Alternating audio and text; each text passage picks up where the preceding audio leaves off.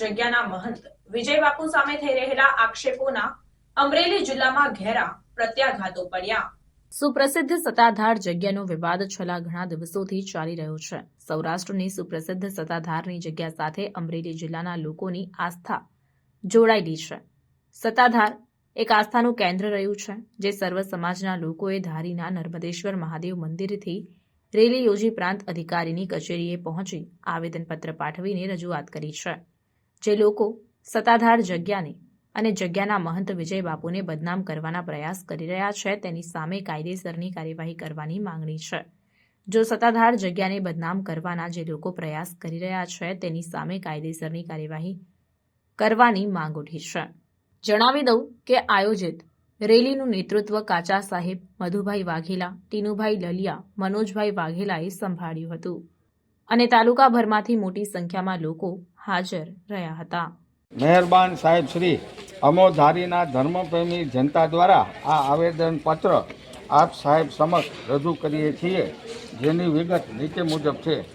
આથી ધારૂ તાલુકાની તમામ ધર્મપ્રેમી જનતા વતી આવેદનપત્ર આપવામાં આવે છે કે 200 થી 250 વર્ષ જૂની પૂજ્ય આપા ગીગાની સમાધિ સ્થાન એવી સત્તાધાર ધામના હાલના મહંત પૂજ્ય વિજય બાપુ, ગુરુશ્રી જીવરાજ બાપુ વિશે ખોટી માહિતી પ્રસારિત કરી લોકો પોતાનો નિજી સ્વાર્થ માટે મહંત શ્રી વિજય બાપુનું નામ બગાડવાના પ્રયત્નો કરી રહ્યા છે, તો સત્તાધાર ધામના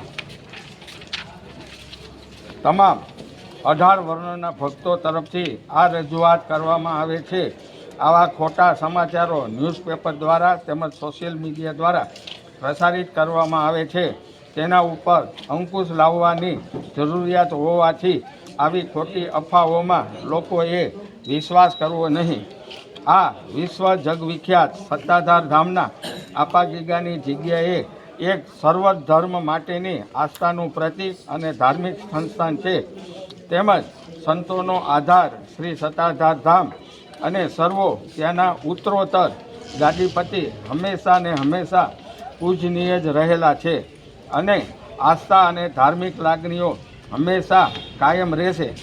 જે લોકો આ સત્તાધાર ધામ અંગે તથા સત્તાધારના મહંતો વિશે પાયાવિહોણી અને ખોટી અફવા ન્યૂઝપેપર અને સોશિયલ મીડિયા દ્વારા પ્રસાર કરે છે, તેમને રોકવા અને તેમના પર અંકુશ કરવા અને આવા અસામાજિક તત્વોનો વિરોધ કરવાની આપણી બધાની નૈતિક ફરજ છે।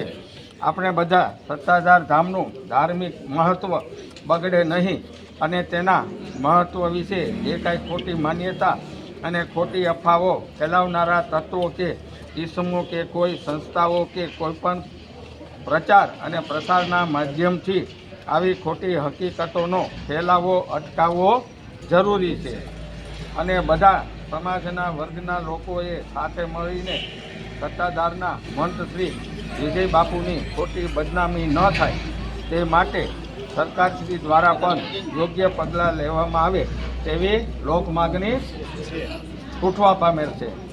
તો ઝડપથી પહોંચાડવાના મારા પ્રયત્નો રહેશે। અમે આજે જ કલેક્ટર સાહેબને મોકલી આપશું, બરોબર? ત્યાંથી સરકાર સુધી સાહેબ થોડો ઘણો અમારી એવી લાગણી છે કે તમે પર્સનલી એટલે ખાલી ફોરવર્ડિંગ લખી નહીં, થોડું તમારું પણ અંદર શું છે તમારી આ હોદ્દાની મર્યાદામાં રહીને રજૂઆત કરો। આમાં રજૂઆત પણ આમાં કોઈ વસ્તુ શું થઈ છે એ કોઈ બાબત આમાં છે જ નહીં। સાહેબ એમ કોઈ ઉપર સીધો આક્ષેપ તો આપણે કરાતો નથી પાયાવિહોણી એટલે કલેક્ટર સાહેબ માટે કંઈક જોઈએ તો ભરે છે, બીજી બાબતની આખી વાત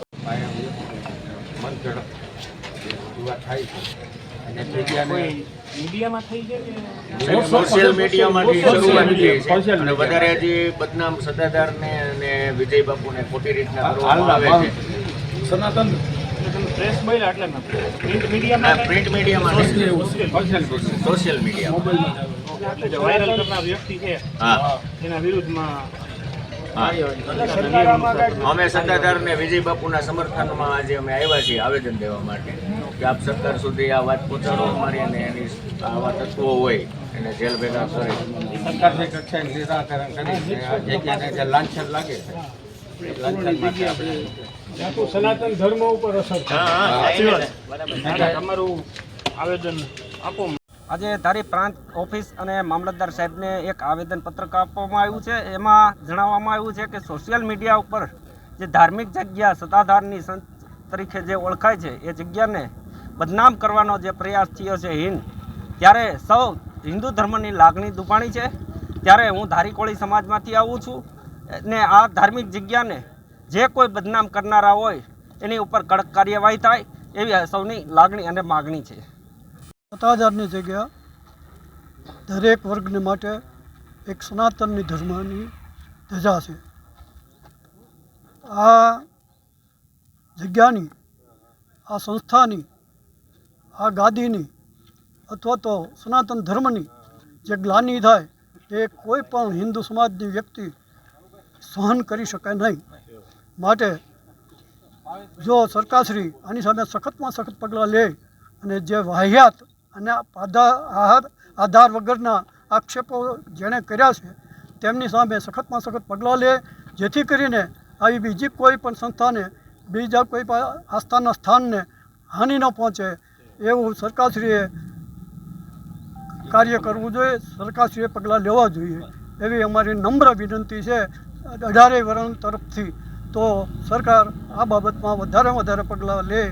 આજે 18 વરણના આસ્થાનું સ્થાન એવું સત્તાધાર, જેને 4-5 લોકો બદનામ કરે છે સોશિયલ મીડિયાના મારફતથી, એને અમે કહેવા માગીએ છીએ મીડિયાના મારફતથી કે આ બધું અટકાવો, નહીંતર જરૂર પડે. આજે તો ગુજરાત રાજ્યમાં દરેક જગ્યાએ આવેદન આપવામાં આવ્યું છે અને આજે ધારી તાલુકાના દરેક ગામડામાંથી દરેક આગેવાનો આવેદન આપવા આવ્યા છે અને પ્રાંત સાહેબને પણ આપ્યું છે, મામલતદારને પણ આપ્યું છે.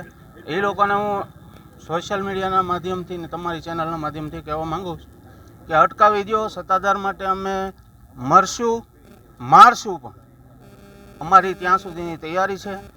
આગળ જે કાર્યવાહી કરવામાં આવશે એ અમે લીગલી કરીશું. એ બધા સમજે તો સારું.